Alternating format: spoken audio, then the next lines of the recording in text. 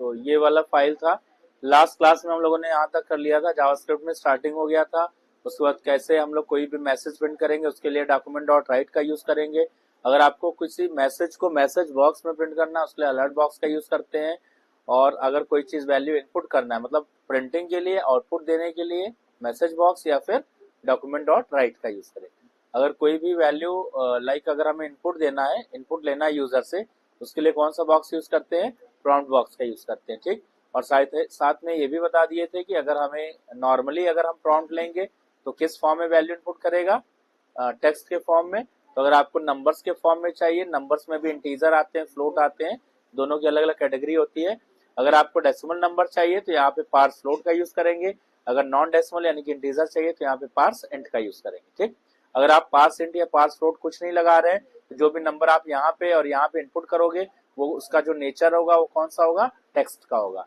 तो टेक्स्ट के नंबर्स को हम लोग क्या करेंगे, जब ऐड करेंगे, जैसे 1 + 2 किया आपने तो 1 2 3 नहीं करेगा, वो क्या करेगा, 1 2 को एक साथ क्या करेगा, वो ज्वाइन कर देगा, यानी कि 1 2 आ जाएगा, 12 बन जाएगा। वो समझ आ रही बात। इसीलिए हम लोग हमेशा उसकी पार्सिंग करते हैं, मतलब कन्वर्ट कराते हैं इसको, जिसको हम लोग टाइप कास्टिंग बोलते हैं एक तरीके से। मतलब जो टेक्स्ट से वो किस में कन्वर्ट हो रहा है, इंटीजर में, या फिर अगर आपको डेसिमल में चाहिए तो टेक्स्ट टू वो किस में होगा, फ्लोट में। और फाइनली वो वैल्यू एक्स में या फिर वाई में जाके स्टोर होगी, और फिर यहाँ पे आकर के हम इसको स्टोर करके और फिर यहाँ पे लास्ट में अलर्ट में या फिर डॉक्यूमेंट में क्या करेंगे, प्रिंट करेंगे। यहाँ तक हम लोग कर लिए थे।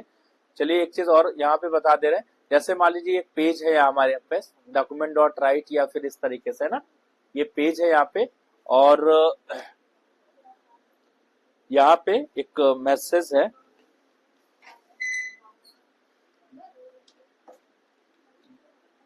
एक मेथड है, प्रिंट नाम का एक मेथड मिलता है। ठीक है ना, प्रिंट। इससे क्या होगा, इसको जरा ध्यान से देखते हैं। तो इसको सेव कर लेंगे और यहाँ से इसको ओपन करते हैं, इसको मिनिमाइज कर दे रहे हैं।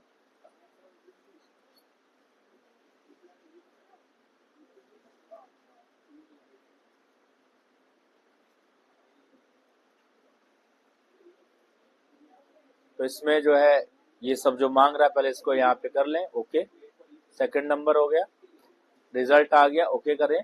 अब यहाँ पे ये देखो, हमने यहाँ पे प्रिंट वाला बॉक्स कॉल किया है। कई जगह आप देखते हैं कि आपको प्रिंट भी करना होता है, तो जब आप प्रिंट बटन पे क्लिक करते हैं तो इस तरीके से एक बन के आता है ना। अभी हम लोग कोई बटन नहीं बनाया, अभी हम आपको बटन बनाना सिखाया ही नहीं है। ठीक है ना, अभी हम लोग बटन भी आगे बनाएंगे।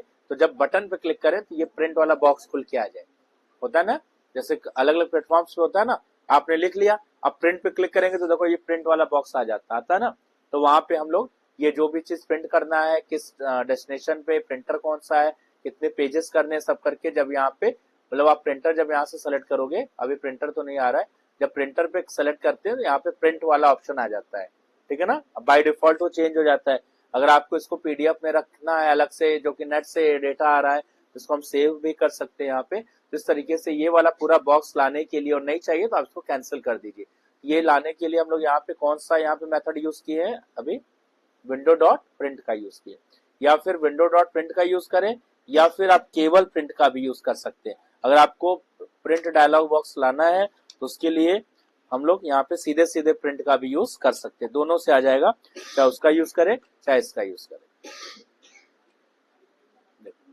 अभी पहले ये है, इसको करना यहाँ पे, ठीक है ना, दोनों साइड, दोनों के लिए आप कोई भी यहाँ पे प्रिंट कमांड देने के लिए, अगर आपको ये पेज प्रिंट करना है उसके लिए प्रिंट कैसे करेंगे, तो हम लोग वहां पे नॉर्मली हम एक बटन बना लेंगे अपने साइट पे, जहां से कोई भी यूजर उस पर क्लिक करके प्रिंट वाला डायलॉग बॉक्स इजिली ला सकता है। ठीक है ना, मतलब उसको ढूंढना नहीं कि वो कहाँ से कमांड हम प्रिंट कैसे दें। बात समझ आ रही है, ये चीजें यहाँ पे जो कि हर प्लेटफॉर्म पे बना होता है।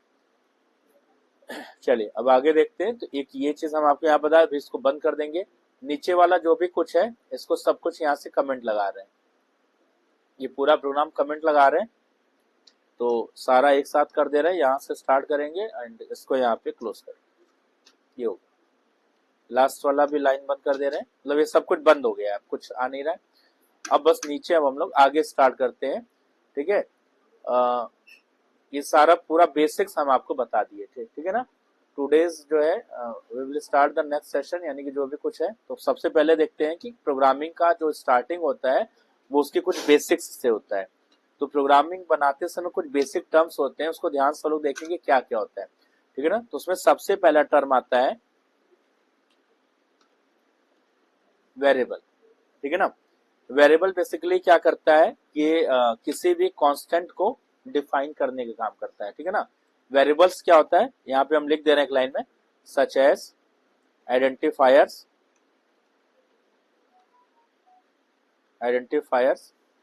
such as identifiers that holds any constant value, holds any constants, ठीक है। ये यहाँ पे इसका वेरिएबल की डेफिनेशन है, मतलब कुछ आइडेंटिफायर्स रूल्स होते हैं और उन्हीं को हम लोग वेरिएबल बोलते हैं। और बेसिकली इसका जो यूज होता है वो क्या होता है, किसी भी कांस्टेंट वैल्यू को स्टोर करने का काम करता है, ठीक है ना। तो जो आइडेंटिफायर्स होते हैं, वेरिएबल क्या होते हैं, आइडेंटिफायर्स होते हैं, और कांस्टेंट्स क्या होते हैं, नंबर्स होते हैं। अभी हम लोग एक एक करके सब लोग कुछ देखेंगे। यहाँ पे पहले इसको देखते हैं कि कैसे क्या है। वेरिएबल डिफाइन करने के लिए यहाँ पे कुछ चीजें आपको मिल जाती हैं, जैसे यहाँ पे एक तो कीवर्ड होता है लेट का होता है, एक होता है वेर और एक होता है कॉन्स्ट। ये अलग अलग टाइप्स है, इनमें से आप किसी का भी यूज करके वेरिएबल को डिफाइन, कांस्टेंट होता है कॉन्स्ट लिखते हैं, वेरिएबल को डिफाइन कर सकते हैं। जैसे ऊपर अभी हम लोगों ने यहाँ पे वेरिएबल यूज किया था, जैसे देखो यहाँ पे एक्स यूज किए थे, यहाँ पे वाई आर यूज किए थे, लेकिन प्रोग्रामिंग में ऊपर इसको हम लोग कहीं डिफाइन नहीं किए थे, है ना। मतलब उसको जो है वेरिएबल को पहले से बताए नहीं थे डेफिनेशन में, मतलब कि ये वेरिएबल है, नहीं बताया था ना कहीं, बस उसको डायरेक्ट यूज कर लिए थे जहां जरूरत हो रहा था। क्योंकि जावास्क्रिप्ट में बड़ा यूजर फ्रेंडली है ये थोड़ा सा, पाइथन में भी ऐसा ही एकदम सेम, पाइथन में भी आपको पहले से बताने की जरूरत नहीं है कि वेर एक्स वाई जेड ले ले फिर देन हम उसको यूज करें, ठीक है। यू कैन डायरेक्टली यूज कि मतलब हम जो भी चीज यूज कर रहे हैं आप उसको डायरेक्ट जहां भी जरूरत हो उसको यूज, इतना ज्यादा फ्लेक्सिबल है यहाँ पे वेरिएबल्स, है ना, बड़ा फ्लेक्सिबिलिटी है वेरिएबल्स में यहाँ पे। ये सब चीजें बहुत अच्छी हैं, इसीलिए जावास्क्रिप्ट है, पाइथन, सब चीजें आगे चलकर बड़ी इजी हो गई है। अगर आप ये चीज जावा में बनाएंगे तो जावा में इतनी चीजें आसान नहीं है। जावा में आपको पूरा वेरिएबल ऊपर डिजाइन करना पड़ता है, सी में, सी प्लस प्लस में, सी शार्प में ऊपर डिजाइन करना पड़ता है, तब जाकर के वो नीचे लेगा। अगर आप ऊपर डिक्लेयर नहीं किए हैं वेरिएबल्स को और नीचे डायरेक्ट यूज करेंगे तो वहां पे एरर आ जाएगा, ठीक है ना। इसलिए देखिए यहाँ पे कहीं पे भी एरर नहीं आया था, एक सिंपल सा प्रोग्राम हम आपको बता दिए थे, लेकिन एग्जाम में अगर आता है तो आप उसको कैसे यूज करेंगे उसको ध्यान से देख लीजिए। तीन तरीका होता है, लेट होता है, वेर होता है, कॉन्स्ट होता है।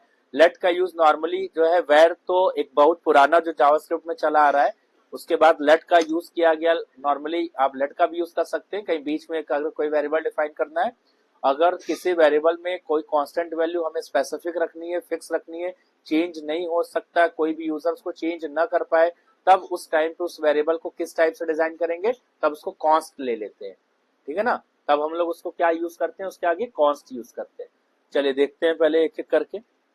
जैसे यहाँ पे हमने लिया वेर, यहाँ पे हमने लिया एक्स कॉमा वाई, जितना भी वेरिएबल आपको लेना है यहाँ पे ले लीजिए, X comma Y comma Z. आपको तीन वेरिएबल की जरूरत है, आप एक बार ऊपर बता दीजिए कि हमको कितने वेरिएबल की जरूरत है। आप इसको वेर का यूज करके ले सकते हैं, इसको लेट का यूज करके ले सकते हैं, या फिर कॉन्स्ट अगर वैल्यूज फिक्स करनी है तो कॉन्स्ट का यूज करेंगे। तो अभी हम लोग यहाँ पे वेर का यूज करके ले रहे हैं, आप चाहे तो यहाँ पे लेट का भी यूज कर सकते हो। तो हम ले लेंगे यहाँ पे लेट और आर ले लेंगे, ठीक है ना। Variable it can be small और कैपिटल, यानी कि बोथ केस में हो सकता है, कैपिटल भी हो सकता है और स्मॉल केस में भी हो सकता है, ठीक है ना। इसको ध्यान देंगे क्योंकि वेरिएबल जो होते हैं वो आइडेंटिफायर्स के रूल से मिलके बनते हैं।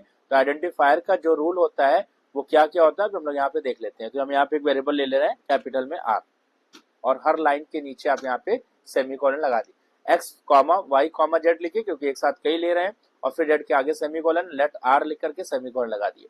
अब यहाँ पे देखिए थोड़े से आइडेंटिफायर्स के रूल हम आपको बस लिख दे रहे हैं, उसी से वेरिएबल को डिजाइन करेंगे। तो यहाँ पे हम आइडेंटिफायर रूल्स लिख रहे हैं। जैसे यहाँ पे रूल नंबर 1 क्या है तो ये कॉन्सेप्ट है केवल। रूल नंबर 1 देखिए क्या है कि वेरिएबल जो है वो कैपिटल भी हो सकता है, कैपिटल बहुत शॉर्ट में लिख रहे हैं क्योंकि ये सब ज्यादा उसमें आपको नहीं है, प्रोग्रामिंग में जब चलिएगा तो अच्छे से इसको देखिएगा। कैपिटल में भी हो सकता है और स्मॉल में भी हो सकता है, तो यहाँ पे स्मॉल लिख देंगे, यानी कि दोनों केस इसमें जाएगा, ठीक है ना। साथ में अगर हम यहाँ पे आते हैं रूल नंबर 2, रूल नंबर 2 जो है वो क्या है उसको देखिए। इसमें जो वेरिएबल्स होंगे वो अल्फा न्यूमरिक होगा, अल्फा नंबर या अल्फा न्यूमरिक हो सकता है, NUME ERIC, अल्फा न्यूमरिक, ठीक है ना, मतलब कोई भी वेरिएबल। अब स्मॉल में क्या है, इसमें यहाँ पे हम लोग देखते हैं क्या हो सकता है, जैसे यहाँ पे दिया हुआ है, मतलब कोई भी वेरिएबल ऐसे एक्स भी हो सकता है या फिर कैपिटल एक्स हो सकता है, दोनों हो सकता है। ये हमारा हो गया स्मॉल और कैपिटल। अल्फा न्यूमरिक में अगर आएंगे, अल्फा न्यूमरिक का मतलब क्या हुआ कि जो भी वेरिएबल बनेगा वो अल्फाबेट और नंबर के साथ मिलकर के बनेगा। यानी कि हम लोग यहाँ पे कैसे बनाएंगे, जैसे आपने एक्स ले लिया, ध्यान देखिएगा सब लोग, यहाँ पे एक्स ले लिए, अब आपको नेक्स्ट वेरिएबल बनाना है तो आप जो नहीं कि आप वाई बनाइए, आप यहाँ पे ये भी कर सकते हैं, x1 भी कर सकते हैं, x2 भी कर सकते हैं, इसको बोलते हैं अल्फा न्यूमरिक। लेकिन कभी भी गलती से भी आप इसको इस तरीके से मत यूज करिएगा, यानी कि आपने 1x नहीं करना है। 1x मतलब ये रूल के अगेंस्ट जा रहा है, क्योंकि बोल अल्फा न्यूमरिक, पहले अल्फाबेट आएगा देन नंबर आएगा, तो यहाँ पे क्या हो गया, पहले नंबर आ गया फिर अल्फाबेट चला गया, तो उसको पूरा कांस्टेंट फिगर ले लेगा और यहाँ पे एरर आ जाएगा। तो उसको ध्यान रखेंगे, कभी भी ऐसा केस नहीं होना चाहिए। ये प्रोग्रामिंग में ये सारे आइडेंटिफायर्स रूल है, इन्हीं को ध्यान में रख करके हम लोग वेरिएबल डिजाइन करेंगे।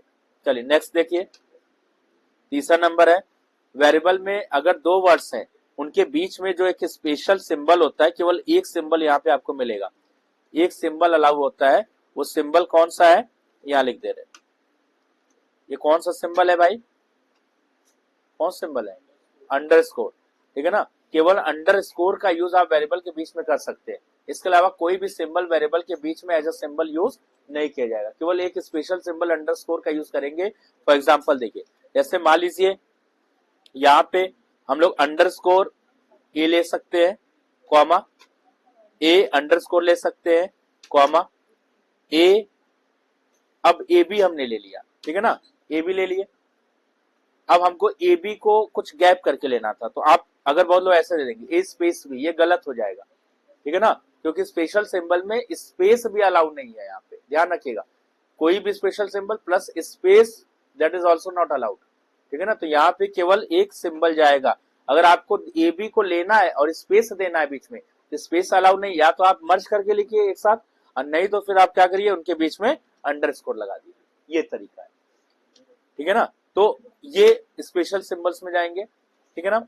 इसके बाद आप भी एक चीज हमने बताया आपको कि यहाँ पे डिजिट्स का यूज आप कर सकते हैं वेरिएबल में, तो 0 to 9 ये डिजिट्स हो जाएंगे, सारे डिजिट्स 0 to 9 होते हैं, ये डिजिट्स हो जाएंगे।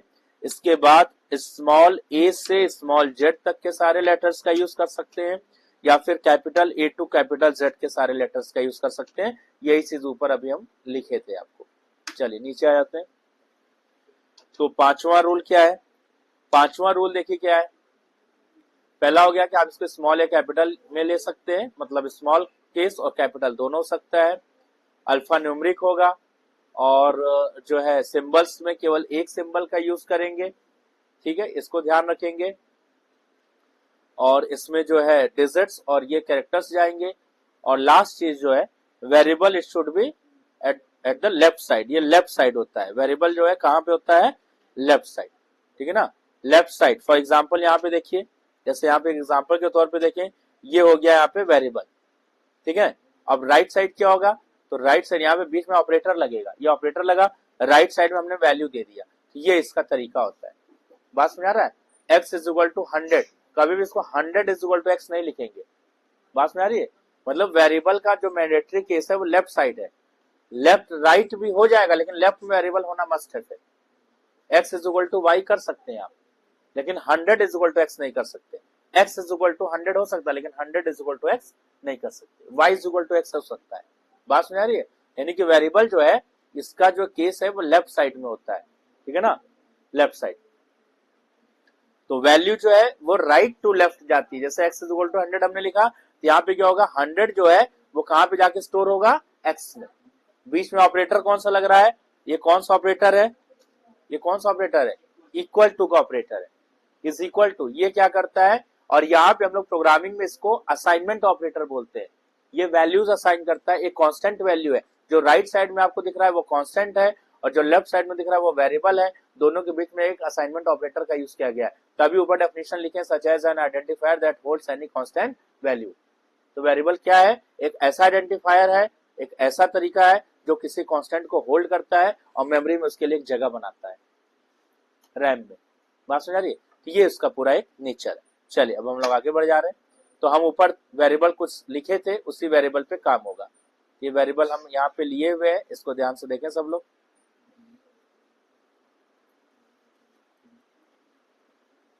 अब हमको इसमें कुछ वैल्यूज रखनी है, तो हम यहाँ पे वैल्यूज रख देंगे। मान लीजिए हम यहाँ पे लिखेंगे x is equal to 1, y is equal to यहाँ पे 2, और यहाँ पे सब में अलग अलग आप चाहे तो, अगर सेम वैल्यू रखनी है तो आप सेम भी रख सकते हैं, ठीक है ना। y इज इक्वल टू 2, और फिर यहाँ पे आप वैल्यू दे दीजिए, और यहाँ पे बस प्रिंट कर रहे हैं जस्ट। तो प्रिंट करने के लिए यहाँ पे क्या लिखते हैं, डॉक्यूमेंट डॉट राइट यहाँ पे, और दोनों हमें प्रिंट करना है, ठीक है ना। x और y दोनों यहाँ पे क्या करना है, प्रिंट करना है। तो यहाँ पे x को प्रिंट करेंगे, और फिर यहाँ पे आप एक बार इसको लेकर के y को भी प्रिंट करें। ये दोनों वेरिएबल यहाँ पे प्रिंट। अब यहाँ पे देखो सेव कर लेंगे, इसको जला के यहाँ पे चलाते हैं, तो देखिए यहाँ पे x और y की वैल्यू आ रही है, यानी कि 1 है 2 आ रहा है, दोनों आ रहा है। अब इसमें जो है एक इसको जरा चेक कर लेते हैं।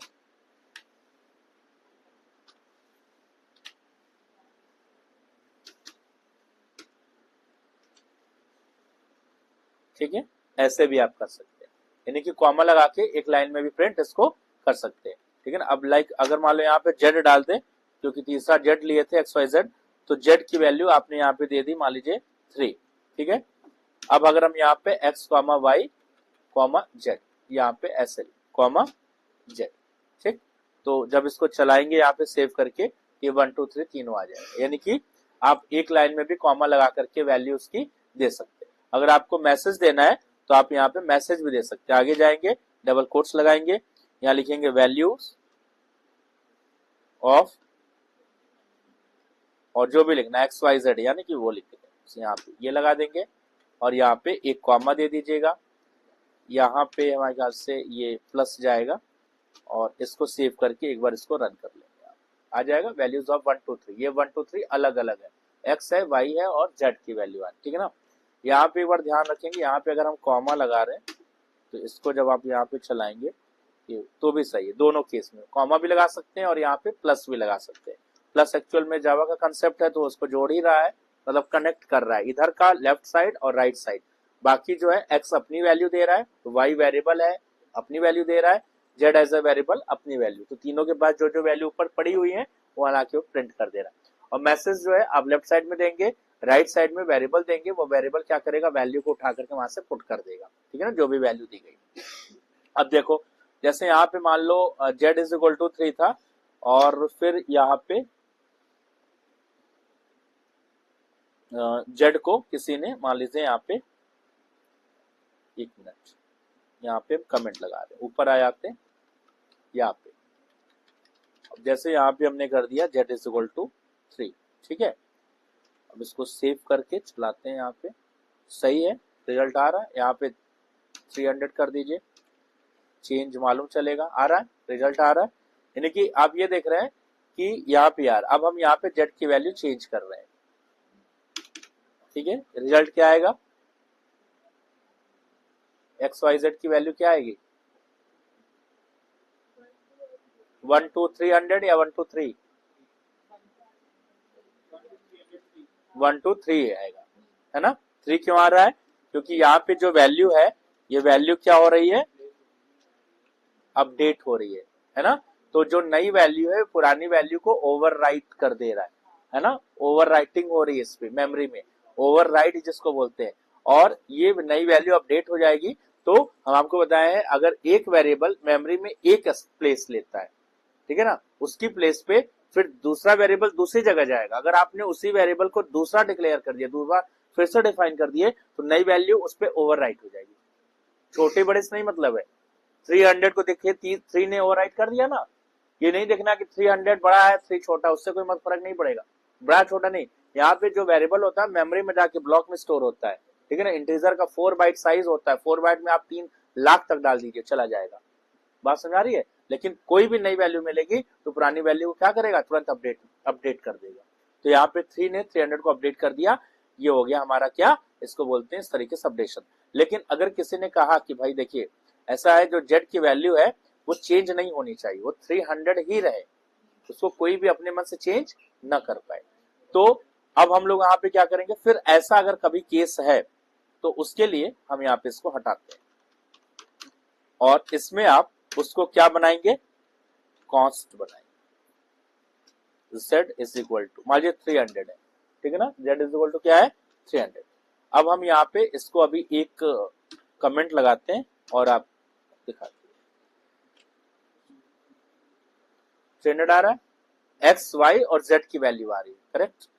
अब यहाँ पे देखिए फिर से अब इसमें चेंजेस कर दीजिए, अपडेट कर रहे हैं वैल्यू, ये लेट से या वेर का यूज नहीं किया गया, ये कॉन्स्ट का यूज किया गया है, ठीक है ना। कीवर्ड है सारे, जितने ब्लू कलर में आ रहे हैं सारे कीवर्ड्स है, ठीक है ना, ये कीवर्ड ध्यान रखिएगा, जैसे लेट है, वेर है, कॉन्स्ट है, सब कीवर्ड्स है, इसको अपने मन से चेंज मत कर दीजिएगा, ये फिक्स्ड है। चेंज क्या करेंगे, केवल वेरिएबल्स चेंज करेंगे ये, या वैल्यू चेंज करेंगे, ठीक है ना। लेकिन अगर कॉन्स्ट कीवर्ड का यूज करके कोई चीज बनाया गया है तो आप उसमें अपडेट नहीं कर सकते। देखिए अब हम अपडेट कर रहे हैं, चलाएं, गायब हो गया, गायब मतलब उसको उस पे एरर जनरेट हो गया, बग आ गया, अब वो रन नहीं करने दे रहा उसको। जावास्क्रिप्ट में एक्चुअल में एरर दिखाता नहीं है, यही प्रोग्रामिंग होती है, तुरंत वहीं पे एरर शो करने लगता है, मार्क कर देता है, समझ रहे, ये केवल एक स्क्रिप्टिंग लैंग्वेज है, तो यहाँ पे वो जो है उसको रिमूव कर देगा, वो डेटा उतना गया, क्यों, क्योंकि जो है कॉन्स्ट कीवर्ड के थ्रू अगर कोई वैल्यू डिफाइन की गई है तो आप उसमें दोबारा कभी भी कोई चेंज नहीं कर सकते, क्योंकि वैल्यू अपडेट होनी नहीं देगा, वो हटा दिया, ठीक है ना। तो इसलिए ध्यान रखिएगा, कॉस्ट कीवर्ड से अगर कोई वैल्यू, तो कॉस्ट में कॉस्ट जो भी कांस्टेंट वैल्यू है, जैसे जब हम अभी कल एक क्वेश्चन दिया तो बोले थे पाई का मान होता है 3.14, तो उसको आप कॉन्स्ट बना लीजिए, कॉन्स्ट बना लेंगे ताकि यूजर कभी भी, कोई भी यूजर उसकी वैल्यू चेंज नहीं कर पाएगा, वो फिक्स्ड रहेगी वैल्यू। तो कोई ऐसी वैल्यू जो हम चाहते हैं एक बार बन गया वो फिक्स हो जाए, बीच में कभी उसकी वैल्यू चेंज ना हो। नॉर्मल वेरिएबल्स की वैल्यू चेंज हो जाएगी लेकिन उसकी वैल्यू चेंज नहीं हो, अगर चेंज हो जाएगा तो पूरा जो मेथड है सब गड़बड़ हो जाएगा, सब सिंटैक्स, सब रिजल्ट सब खराब हो जाएगा, इसलिए उसकी वैल्यू चेंज नहीं होनी चाहिए। उसके लिए हम उसको किससे डिफाइन करेंगे, कॉन्स्ट से, और उस केस में आप देखिए अपडेट नहीं लेगा, और आप जब इसको चलाएंगे यहाँ पे उसका रिजल्ट यहाँ पे आता है। बात समझ आ गई। तो ये तीन तरीके होते हैं वेरिएबल को डिफाइन करने के, वेर का यूज कर लें, लेट भी नॉर्मली आप यूज कर सकते हैं, और कॉन्स्ट का जो यूज है हम आपको यहाँ पे बता दिए। चलिए आगे बढ़ रहे हैं।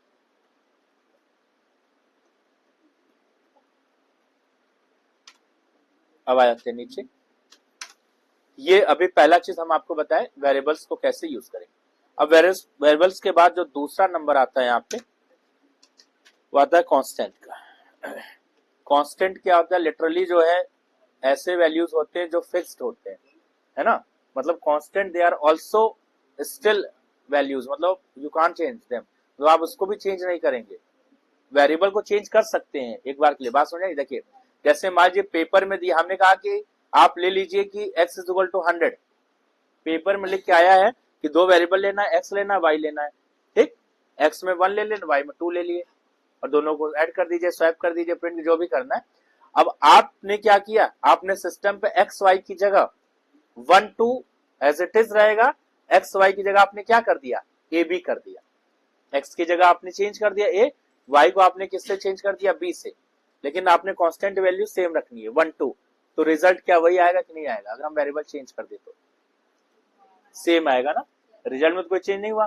तो अगर जब हमको लगता है कि रिजल्ट में कोई चेंज नहीं हो रहा है, इसका मतलब हमारा ये बात जो है कि वेरिएबल हम लोग चेंज कर सकते हैं, जो नहीं कि जो वेरिएबल आपको दिया हुआ है, क्योंकि देखिए जब प्रोग्राम बनाते हैं कभी जैसे हमने एक्स वाई लिया, आप ए भी ले लीजिए, कोई x1 x2 ले लेगा, लेकिन रिजल्ट सबका सेम आएगा। और रिजल्ट कब सेम आएगा, जब कांस्टेंट चेंज नहीं होना चाहिए वहां पे। लेकिन अगर आपने कांस्टेंट चेंज कर दिया, हमने दिया था 1 2, आपने एक्स वाई ही लिया लेकिन 1 की जगह आपने 10 डाल दिया और 2 की जगह 20 डाल दिया, देखिए रिजल्ट पट से चेंज हो जाएगा। तो रिजल्ट जैसे ही चेंज हुआ फिर वो गलत हो जाएगा। बात समझ आ रही है। तो कांस्टेंट जो होते हैं, वेरिएबल जो होते हैं, एक ये भी है कि डायनेमिक नेचर के होते हैं, वेरिएबल अपने हिसाब से डिजाइन किए जाते हैं, स्मॉल है, कैपिटल है, x1 लगाना, अल्फा न्यूमरिक रखना, स्पेस देना है, नहीं देना है, वो सब हम डिसाइड करें। लेकिन कांस्टेंट वैल्यूज कभी भी चेंज नहीं होती हैं, तो उसका एक छोटा सा एग्जांपल आप यहाँ पे देख भी चुके हैं कांस्टेंट के लिए, ठीक है ना। लेकिन वो कांस्टेंट कीवर्ड के थ्रू बताए थे। अब यहाँ पे कांस्टेंट जो होते हैं कौन कौन से टाइप के होते हैं, तो यहाँ पे 2 टाइप के कांस्टेंट आपको मिल जाएंगे, एक होते हैं इंटीजर और एक होता है इंटीजर। कौन सा होता है, जहाँ पे इंटीजर मतलब सबको मालूम होगा कि नॉन डेसिमल, जिसमें डेसिमल पॉइंट्स की बात नहीं की जा रही। जैसे हमने यहाँ पे ले लिया, मान लीजिए हमने यहाँ पे ले लिया 5, ये हो गया इंटीजर। और एक दूसरा होता है उसको बोलते हैं फ्लोट, ठीक है ना। फिर इंटीजर में भी बहुत से क्लासेस होते हैं। इंटीजर में टाइनी इंटीजर है, स्मॉल इंटीजर है, फिर इंटीजर आता है, फिर बड़ा भाई लॉन्ग इंटीजर आता है, फिर उसमें भी साइंड अनसाइंड होते हैं, बहुत से केसेस। सब नहीं पढ़ना है, जावा में जिन्होंने पढ़ा होगा उसमें पढ़ा होगा, पाइथन में भी सब नहीं पूछता है, ठीक है ना। पाइथन में बहुत चीजें आसान कर दिया है। चलिए, तो यहाँ पे भी उतनी चीजें नहीं देखनी है। फ्लोट में, कांस्टेंट में जो दूसरी चीज है फ्लोट वैल्यू। फ्लोट मतलब क्या होता है, जहां पे पॉइंट की बात, जैसे हमने यहाँ पे कर दिया 5.5, 5.5 अगर आपको लेना है, कभी भी फ्लोट में इनपुट करना है, तो हम लोग वहां पे क्या टाइप कास्ट करते हैं, फ्लोट। और कांस्ट के लिए कौन सा डेटा टाइप लेते हैं, इंट। इसको डेटा टाइप एक तरीके से बोलते हैं, और ये कांस्टेंट वैल्यूज होती हैं जिसको आप यहाँ पे, तो डबल भी ले होता है, डबल भी होता है, इंट होता है, फ्लोट होता है, डबल होता है, कैर के लिए बाय डिफॉल्ट कैर चलता ही है, टेक्स्ट, तो ये सब चीजें होता है ना। तो आप इनमें से इनका यूज कर सकते हैं। अभी जैसे यहाँ पे पार्स इंट है, पार्स फ्लोट लिख देंगे, अगर डेसिमल में जाएगा, इंट में आई कैपिटल होगा, फ्लोट में एफ कैपिटल होगा। पार्स डबल लिख देंगे, डी बन जाएगा, फिर वहां पे है ना फ्लोट का बड़ा भाई डबल होता है, ठीक है ना, वो भी पॉइंट्स में ही चलेगा। हाँ, उसमें नंबर ऑफ जो है, जैसे उसमें 6 डिजिट तक पॉइंट्स लेता है, उसमें 12 डिजिट 14 डिजिट तक पॉइंट्स लेके चलता है। पॉइंट्स के बाद उतने डिजिट तक कंसीडर करता है, तो उतना जब जरूरत पड़ता है तो डबल भी लेते हैं हायर डेटा टाइप में। वैसे फ्लोट नॉर्मल प्रोग्राम बनाना है तो आप फ्लोट ले सकते हैं, और इंटीजर तो नॉन डेसिमल के लिए यूज करना ही करना है, ठीक है ना। तो 3 बेसिक डेटा टाइप है, इंटीजर, फ्लोट और कैरेक्टर, यानी कि टेक्स्ट, जिसको हम लोग यहाँ पे प्रोग्रामिंग में स्ट्रिंग बोलते हैं, ठीक है ना, स्ट्रिंग बोलते हैं। तो वो सारी चीजें आप यहाँ पे ध्यान रखिएगा। यहाँ पे स्ट्रिंग नहीं लेना होता है, क्योंकि बाय डिफॉल्ट इनपुट स्ट्रिंग के टाइप पे ही होता है। बस आप इंटीजर या फ्लोट में कन्वर्ट कराते हैं, तो यहाँ पे बस आपको पार्सिंग करनी होगी इंटीजर या फ्लोट में। चलिए,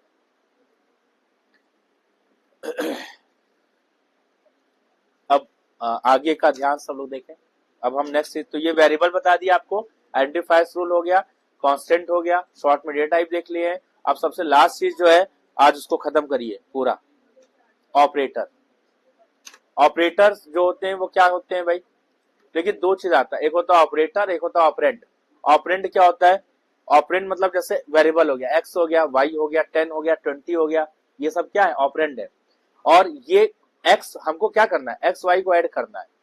तो एक्स वाई कब ऐड होगा, जब उनके बीच ऑपरेटर लगेगा। बिना ऑपरेटर के कोई काम होना नहीं है, ठीक है ना। तो मैथ्स, पूरा मैथ्स ऑपरेटर पे ही फंसा हुआ है। ऑपरेटर हटा दीजिए, मैथ्स चलेगा ही नहीं, है ना। तो सारे जो जितने भी कांस्टेंट होते हैं, लिटरली नंबर्स होते हैं, इंटीजर या फिर इस तरीके के वेरिएबल्स होते हैं, वो सारे किसी भी टाइप के हो, वो सारे ऑपरेटर पे ही काम करते हैं। तो प्रोग्रामिंग में कौन कौन से, मैथ्स में तो ज्यादातर अर्थमेटिक ऑपरेटर्स का यूज किया जाता है, यहाँ पे कंप्यूटर में बहुत से ऑपरेटर्स का यूज किया जाता है, और हम लोग यहाँ पे देखते हैं कौन कौन से। तो पहला ऑपरेटर है असाइनमेंट ऑपरेटर। ध्यान से देखें, असाइनमेंट ऑपरेटर क्या होता है, मैं यहाँ पे ब्रैकेट में लिख दे रहा हूँ, उसको ध्यान से देख लीजिए। पहला सिंगल इक्वल टू, जिसको बोलते हैं असाइनमेंट ऑपरेटर, ठीक है ना, जिसको इक्वल टू ऑपरेटर भी बोलते हैं, ठीक है ना। तो यहाँ पे इक्वल टू नहीं बोलते हैं, यहाँ पे इज इक्वल को नॉर्मली हम लोग असाइनमेंट ऑपरेटर बोलते हैं, कॉमा। दूसरा होता है प्लस इक्वल टू, फिर होता है माइनस इक्वल टू, फिर होता है मल्टीप्लाई इक्वल टू, और फिर होता है डिवाइड इक्वल टू। ये सारे जो है, ये सारे हो गए। उसके बाद जो है हाँ, इतना हम लोग यहाँ पे यूज करेंगे, ये असाइनमेंट ऑपरेटर होते हैं। अब इसको जरा जल्दी से देखते हैं क्या करेगा। और देखिए यहाँ पे, तो यहाँ पे हमने ले वेरिएबल एक्स, डायरेक्ट वेरिएबल ले लेंगे, यहाँ पे हमने ले लिया 100, ठीक है ना। तो ये वाला जो लाइन है, जैसे मान लो हम इसको पूरा लिख दे रहे हैं, आप इसको ध्यान से देख लें। जैसे हम यहाँ पे लेते हैं, मान लो हमने लिया लेट एक्स, ठीक, लेट एक्स, इसको बोलते हैं, इस लाइन को बोलते हैं वेरिएबल, वेरिएबल डिक्लेरेशन। ये वेरिएबल को डिक्लेयर कर रहे हैं, है ना, कि एक्स एक वेरिएबल, यहाँ वेरिएबल डिक्लेरेशन। अब इसमें वैल्यू डालना, तो यहाँ पे ले लिया value x is equal to 100।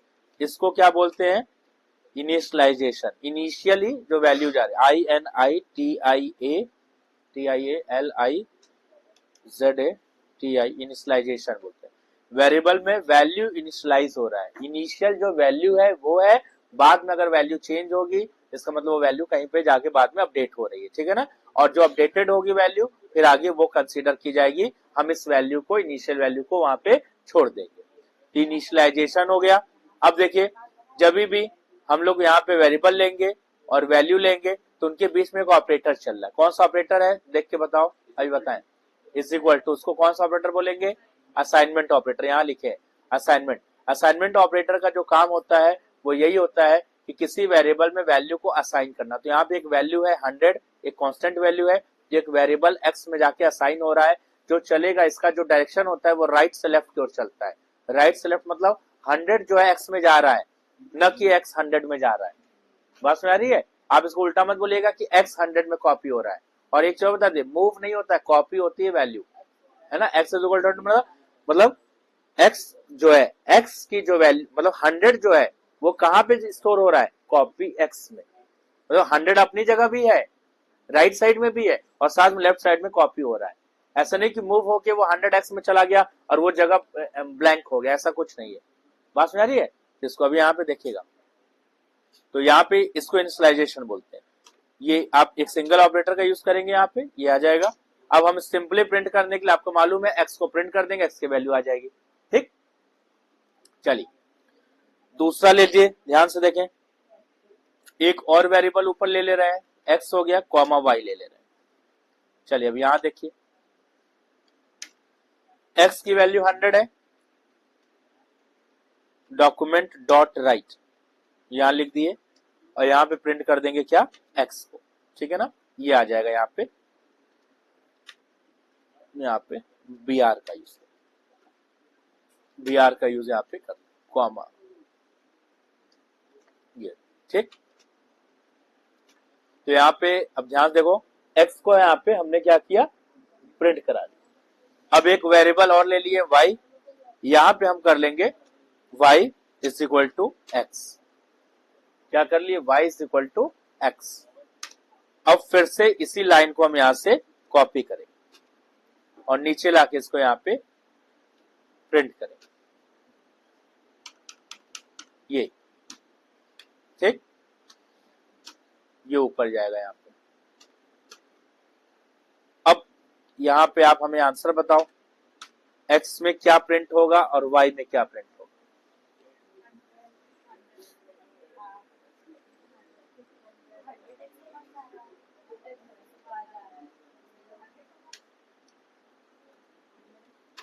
अब बताओ,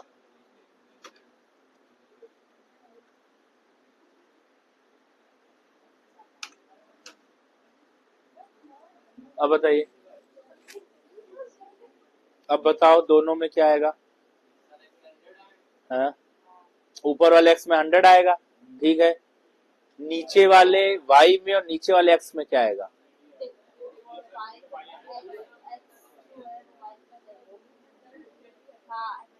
y में 100 और x में क्या आएगा,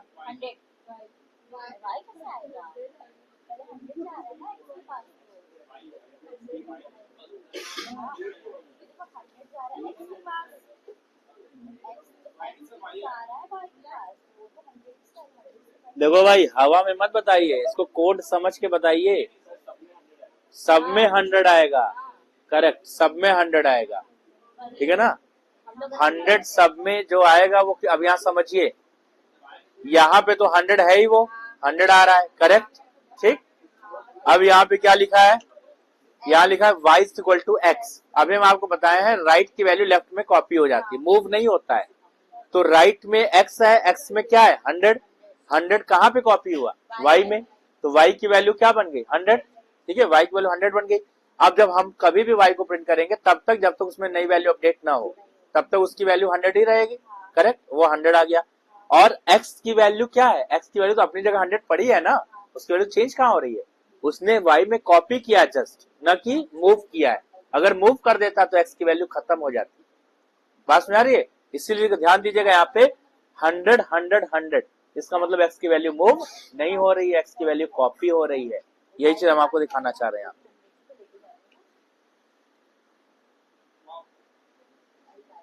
इस यहाँ पे वो लगा लेंगे ना, कॉमा लगा लेते हैं, कॉमा लगा,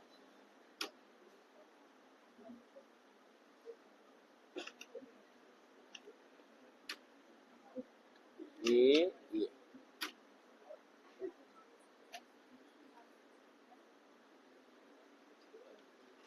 क्या गड़बड़ हो गया भाई, क्या गड़बड़ हो गया देखो, यहाँ पे सेमी कॉलन छूट गया है ना, अभी भी गड़बड़ है कुछ, है अभी भी कुछ गड़बड़ हो गया है।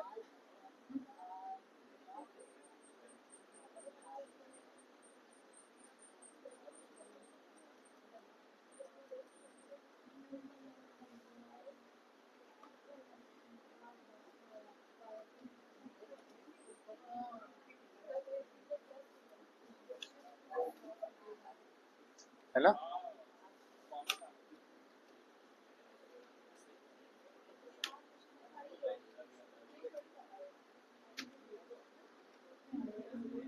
नहीं आ रहा,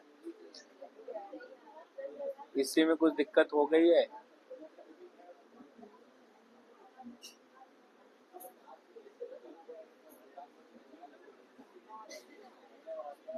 अच्छा ये वाला तो नहीं है, लेकिन जेड तो है नहीं, यहाँ पे एक्स वाई दिया हुआ है,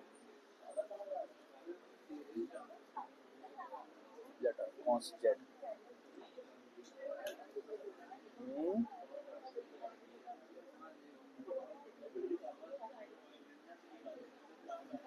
एक मिनट इसको जरा हटा के देखिए, यहाँ पे एक्स कॉमा यहाँ पे इसको यहाँ पे लगा देते हैं कमेंट,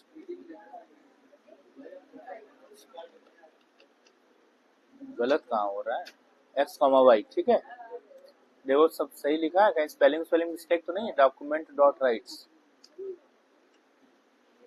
क्यों नहीं आ रहा है, कहाँ दिक्कत है भाई, कहीं दिक्कत तो हो रही है।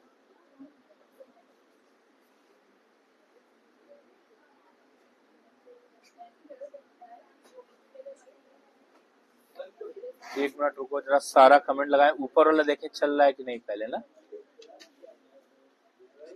ऊपर वाला ऊपर वाला देखें पहले चल रहा है कि नहीं कोड, तब मालूम चलेगा ना कि गड़बड़ी कहाँ है।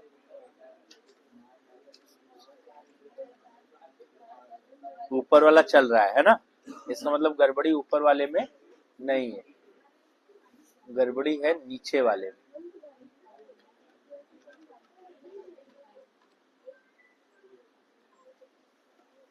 एक्स की वैल्यू हो गई ये 100, और यहाँ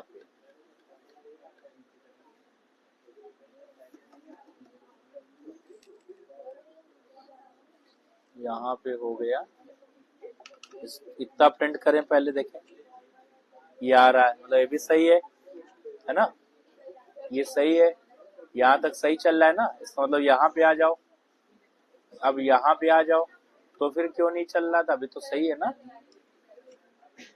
अभी आ गया, अभी तो आ गया, अभी नहीं आ रहा था। एक मिनट इसको जरा सा हम लोग यहाँ पे बी आर लगाते प्लस ना, सही है,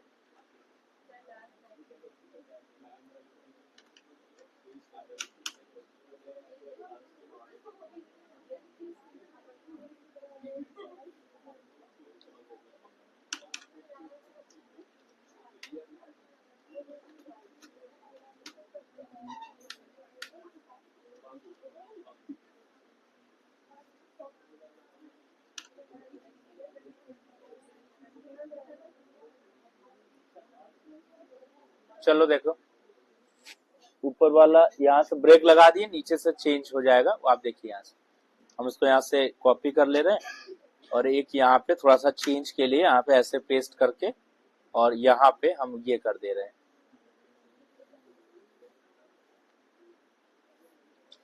बी आर हो जाएगा,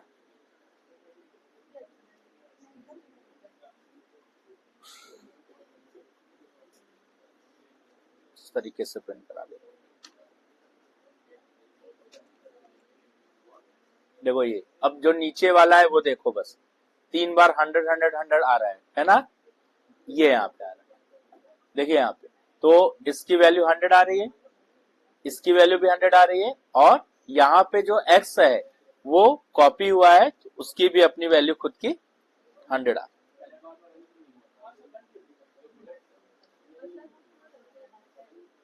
कहा, ये तो बस ऐसे लाइन के लिए लगाए हैं यहाँ पे ना, लाइन डिवीजन के लिए, यार डिवाइड कर रहा है तो भी आ रहा है, उससे कोई मतलब थोड़ी ना है, ये नहीं लगाओगे तो भी आ जाएगा। वो वहां पे लेट लिखे थे ना, इसलिए नहीं आया था, लेट वेर की जगह, लेट की वजह से हमें लग रहा नहीं आया था, अब वेर लिखे हैं तो ये आ रहा है। हाँ तो नहीं आ रहा था ना, उसी से लेट भी, लेट कीवर्ड, ये देखो लेट से गायब किया है, इसकी जगह हमने वेर किया है तो आया है।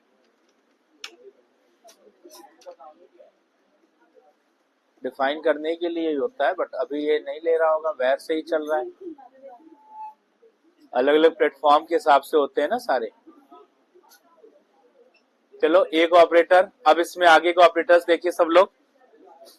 अब हम यहाँ पे कर रहे हैं, ध्यान से लोग देखेंगे भाई, x plus is equal to, x plus is equal to 100, ठीक है ना, x plus is equal to 100, और इसको यहां से करेंगे, जल्दी से देखो भाई, बात नहीं।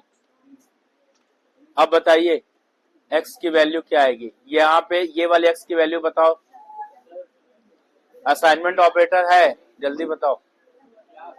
x plus is equal to 100, इसको अगर इसको हम सॉल्व करेंगे तो ये जो प्लस इक्वल टू है कुछ इस तरीके से होगा, x is equal to x plus 100, ये कुछ इस तरीके से बन जाएगा। तो रिजल्ट क्या आएगा फिर, रिजल्ट आ जाएगा आपका 200, 200 आ रहा है लास्ट में, ठीक है ना। ये असाइनमेंट ऑपरेटर ये भी है, लेकिन इसको जब ब्रेक करते हैं तो पूरा ऐसे लिखते हैं, ठीक है ना। फिर अब इसी में कर ले, y is equal to y into 2, ठीक है ना। अब इसको अगर हम इसको ऐसे लिख दें, y into is equal to 2, ठीक, और यहां पे अगर हम प्रिंट करा दें y को पेस्ट कर देंगे, यहाँ पे देखो, अब रिजल्ट बताओ y में क्या आएगा, यहाँ पे 100 आएगा, 100 आएगा, 100 आएगा, यहाँ 200 हो जाएगा क्योंकि एक 100 बढ़ रहा है यहाँ पे, और यहाँ पे क्या हो जाएगा, यहाँ पे जो y की वैल्यू है, y की वैल्यू एक्चुअल वैल्यू क्या है, ऊपर से 100 है, तो 100 y is equal to y into 2, जब इसको ब्रेक करेंगे तो y is equal to y into 2 बनेगा, तो 100 इज इक्वल टू 100 इंटू 2, यानी कितना हो जाएगा 400, 200, 200, ठीक है। ये हो गया पहला ऑपरेटर। अब आ जाइए दूसरे ऑपरेटर पे, दूसरा ऑपरेटर देखें सब लोग। ऑपरेटर असाइनमेंट ऐसे डिवाइड भी हो जाएगा, माइनस भी हो जाएगा सारा। अब देखिए नेक्स्ट है कंपैरिजन, कंपैरिजन ऑपरेटर। ये ऑपरेटर देखो क्या होता है, यहां डबल इक्वल टू लगता है, ठीक है, ये लगता है लेस देन का साइन, ये लगता है ग्रेटर देन का साइन, ये लगता है लेस इक्वल टू का साइन, ये लगता है यहाँ पे ग्रेटर इक्वल टू का साइन, ठीक। ये सारे, ये 4 ऑपरेटर यहाँ पे मिल जाएंगे, इनको कंपैरिजन या रिलेशनल ऑपरेटर भी बोलते हैं। चलो देखते हैं इसमें क्या काम है इसका। ये क्या करेगा, दो चीज में वो कंपेयर करता है, left hand side and right hand side की वैल्यूज को कंपेयर। अभी तक ऊपर हम लोग क्या कर रहे थे, वैल्यूज केवल होल्ड कर रहे थे, असाइन कर रहे थे, ये कंपेयर करने का काम।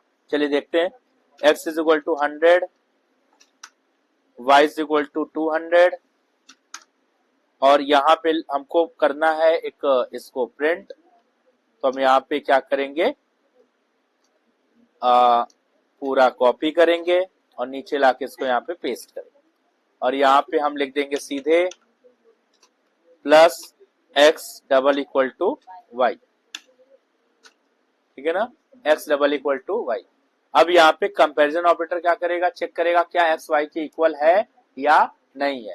तो क्या x y की इक्वल है, नहीं है, है ना। तो अगर इक्वल नहीं है तो क्या हो जाएगी वैल्यू, फॉल्स हो जाएगी। अगर इक्वल होगा तो क्या हो जाएगा, ट्रू हो जाएगा। तो देखिए क्या लिख के आ रहा है, फॉल्स। फॉल्स मतलब एक्स और वाई बराबर नहीं है। लेकिन अगर जैसे ही एक्स वाई आप बराबर कर दोगे यहाँ पे, ये कंपेयर करेगा और दोनों को क्या बताएगा, एक्स वाई बराबर कर दो, 100 हो गया। इसको सेव कर ले 1 मिनट और यहाँ पे रन कराएंगे। अरे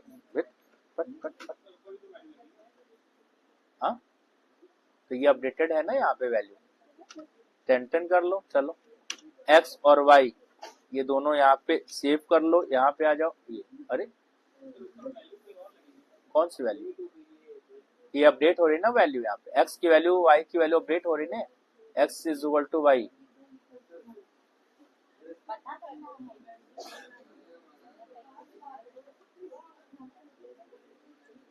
हंड्रेड ले लो या 100 ले लो और इसको हम लोग यहाँ पे एक आर ले लें, उसमें डाल दें x is equal to y, ठीक है।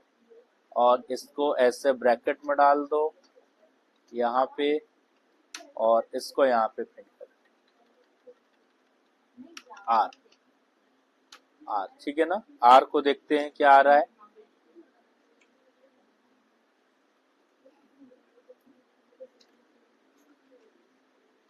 ट्रू आ रहा है, ठीक। अब यहाँ पे अगर आप वैल्यू चेंज कर दीजिए यहाँ पे फॉल्स, ठीक। नहीं वैसे भी हो जाता है, ये थोड़ा सा हमें लग रहा है कुछ दिक्कत, कभी कभी अब प्लेटफॉर्म भी थक गया ना, 1 घंटे से चल रहा है, 1 घंटे से 1 घंटा हो गया है। चलो तो ये हो गया। हाँ ऐसा है, all of the living things, no one is a non living things, सब कुछ लिविंग थिंग्स है। Chair, table, keyboard, mouse, bottle है कि नहीं, सब चीजें लिविंग थिंग्स। चेंज नहीं करती है। अगर आप किसी की इज्जत नहीं करेंगे तो आपकी इज्जत करेगा, नहीं करेगा ना। कंप्यूटर की बात है, आप कंप्यूटर ढंग से न रखिए, देखिए कंप्यूटर जो है खराब हो जाएगा, तो भी तो लिविंग थिंग्स है ना। आपने तो बस वही थ्योरी पढ़ी जो आपको किताब में पढ़ाया गया। आप यूनिवर्स की तो थ्योरी पढ़िए पहले, तब मान चलेगा all of the living things. हमारी थ्योरी नहीं, आप एक रिसर्च करिए, हमारी थ्योरी नहीं है। आप तो खाली फिजिक्स का बस इंटर पढ़ लिए, बस इतना पढ़ लिए, चले आ रहे।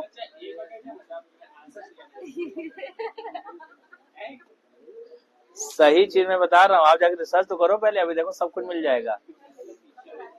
All of the living things. आप लोग अधूरा पढ़े हो, पूरा पढ़ने के लिए अभी और किताबें पढ़नी पड़ेंगी। चलो भाई देखो लड़की, ये हो गया। अब लेस देन ग्रेटर देन में देख ले हम लोग इसी में, तो इसी में चेंज कर दें, साइन चेंज कर दे, इसी में अपना बना लोगे ना तुम लोग, इसमें चेंज कर दे रहे हैं। तो यहाँ पे हम कर देंगे लेस, ये लेस का साइन होता है। ये कौन सा साइन है, लेस। बहुत लोगों को लेस ग्रेटर भी नहीं क्लियर होगा, क्लियर कर लीजिए पहले। यहाँ पे ये लेस देन का साइन है, x is less than y, true है कि फॉल्स है, x is less than y, true है कि फॉल्स है। अरे हमसे क्या, तो हमें बता दे लाओ, एक्स वाई से क्या है, छोटा है, तो ट्रू तो हुआ, ट्रू है। देखो ट्रू आ गया। अब देखो ग्रेटर देन कर लो, एक्स इज ग्रेटर का साइन है, क्या एक्स वाई से बड़ा है, एक्स वाई क्या एक्स वाई से बड़ा है, नहीं, फॉल्स है, फॉल्स है ना, फॉल्स है। अब देखो यहाँ पे, अच्छा अब देखो, अब बताओ क्या एक्स वाई से बड़ा है, नहीं, फॉल्स हो गया। अच्छा अब बताओ, अब इसी में एक साइन और बढ़ाते हैं, 2 ऑपरेटर लग गया, ग्रेटर और इक्वल, ग्रेटर। अब दोनों ऑपरेटर में एक एक करके चेक कर लीजिए, क्या एक्स वाई से बड़ा हो या बराबर हो, क्या बड़ा है, नहीं बड़ा है, इसका मतलब बराबर है। बराबर है तो क्या आ जाएगा, ट्रू आ जाएगा, ट्रू आ गया। फिर देखिए यहाँ पे, अब बताओ यहाँ पे एक्स क्या बड़ा है वाई से, एक्स बड़ा है वाई से, बड़ा है, बड़ा हो या बराबर हो, तो बराबर तो नहीं है लेकिन बड़ा है, क्या आएगा, ट्रू आ जाएगा, ठीक है। ये सारे कौन सा ऑपरेटर्स है, इनको हम लोग कंपैरिजन या रिलेशनल ऑपरेटर बोलते हैं। हेडिंग डाल दे रहे हैं कल के लिए, कल ऑपरेटर आप पढ़ेंगे लॉजिकल ऑपरेटर, लॉजिकल ऑपरेटर है, और उसके पहले अरिथमेटिक ऑपरेटर है जो कि सबको मालूम है, प्लस माइनस मल्टीप्लाई और डिवाइड, इसको हमें बताएंगे जरूरत नहीं है। लॉजिकल ऑपरेटर बताएंगे, फिर रिमाइंडर ऑपरेटर है, सब पढ़ा उड़ा के असाइनमेंट, फिर उसके बाद जल्दी से फिर आ जाएंगे प्रोग्रामिंग पे। चलिए, अभी आज का हो गया है, बस बंद कर रहे हैं।